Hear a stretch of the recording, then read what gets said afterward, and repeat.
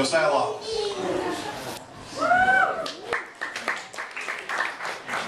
Hello. I'm going to try to make this as brief as I can. It's kind of a long story.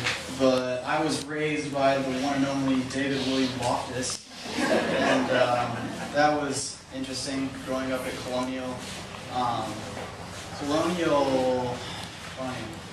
For me, growing up in church, it was kind of, the way I viewed it was kind of just an alternate society with people with good morals that had programs and stuff.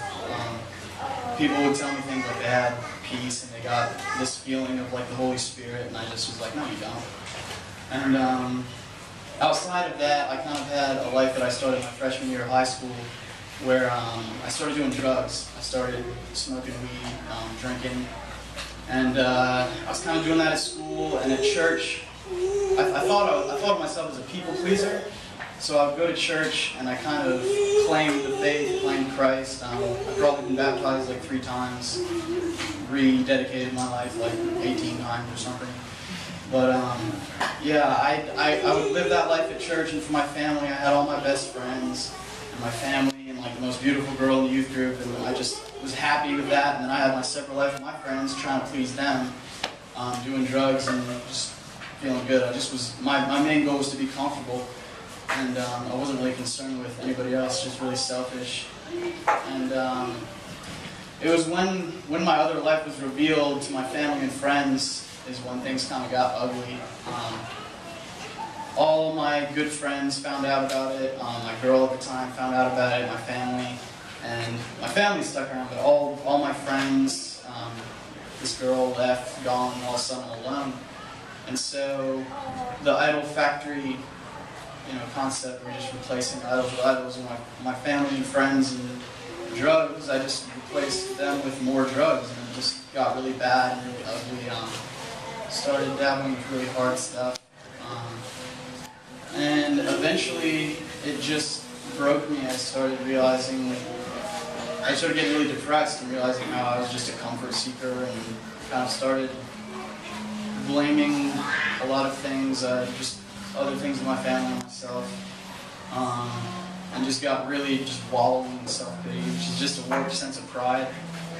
And there was one night when I went really, really hard, and ended up talking to my dad the next day, and I'm actually currently in a program called Converting Hearts.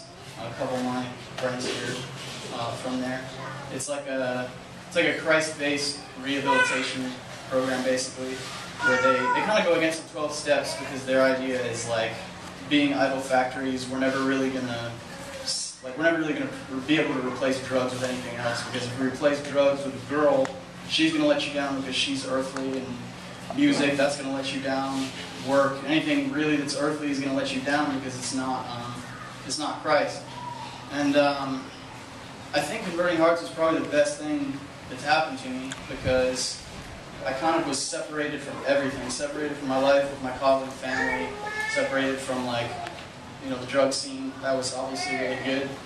And I didn't really open my Bible the first 2 weeks. I was really kind of sick of people telling me to open my Bible, honestly, my whole life. Just like my dad, my family, I was just kind of knew it and didn't think it would do anything for me. I was kind of just went to get clean. I wanted to just get clean, and you guys can do your thing.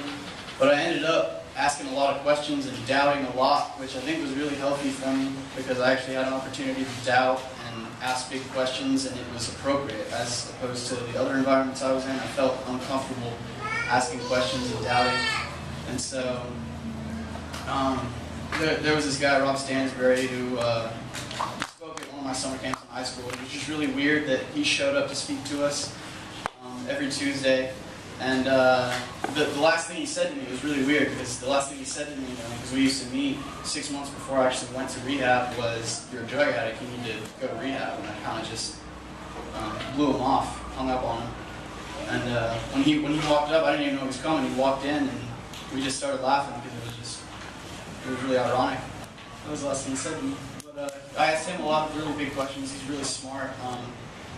And I basically got over a lot of those things, like problem evil and predestination and all that. I was kind of just like, I was trying to find a way to stump Christianity. I was trying to find a flaw in the people around me that claimed it, and I wasn't finding it. And people there, they had answers, and so I kind of just gave up on that and just was quiet. Didn't really open my Bible still. And there was one night we went to this program called One Step. It's like a NA, like Narcotics Anonymous meeting, but it's like one step, like one step to sobriety is Christ, and it's like a 2-hour-long meeting. And the whole time, and it's kind of shameful to say it, but the whole time I was really craving drugs. Just thinking about it, sweating, just kind of tearing little pieces of paper up, and went through that whole meeting, was thinking about it.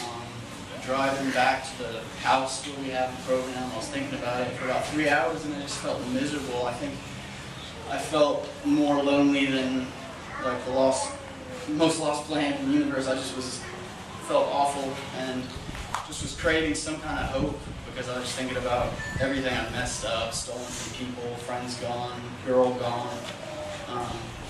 Just really hopeless, and searching for it. And I decided to open my Bible, and I think it was good because it wasn't because my family told me to, nobody at church told me to, nobody in Converting Hearts where I was at told me to. I just kind of thought I was craving something, so I opened to 1 John, and yeah, Christ found me. I read about who I used to be, which was, if you claim faith and you still walk in darkness, you're a liar, which was what I was. I was a hypocrite and a liar, and just the gospel. And I actually felt at peace, and I cried, but it wasn't because like, Jesus or whatever. It's just like I felt peace, and I didn't think it existed,